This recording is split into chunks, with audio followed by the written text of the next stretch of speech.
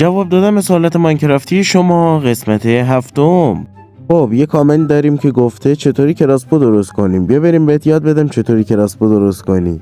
وسایل درست کردن کراسپو اینا هستن. حالا تو میتونی راحت باشه کراسپو درست کنی.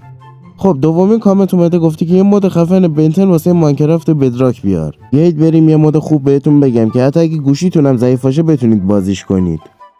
خب اول از همه وارد مارکت میشید و سرچ میکنید ماد بنتن. وقتی که سرچ کردید اینجا کلی بنتن میاره واسهتون که اینا مهم نیستن. وقتی که بیایید پایین ما با این مود کار داریم که باید نصبش کنید. بعد از اینکه نصبش کردیم و وارد شدیم چوز مود رو میزنیم و بستگی به نسخه ماینکرافتتون مودتون رو انتخاب میکنید و دانلود اینستال رو میزنید و استارت رو میزنید و لانچ رو میزنید و ماینکرافت رو انتخاب میکنید. و حالا بالای صفحه ماینکرافت میبینید که مود بنتن اد شده و از این دو قسمت مودا رو فعال میکنید و میایید اینجا تمام گزینه‌ها رو فعال میکنید و دنیا رو میسازید. حالا حتما با خودتون میگید چرا سرعتی راه میرم و باگ خوردم. فقط کافیه ساعت رو بردارید و موجود مورد نظر رو انتخاب کنید و دوباره به خودتون تبدیل شید و کاملا مود کار میکنه.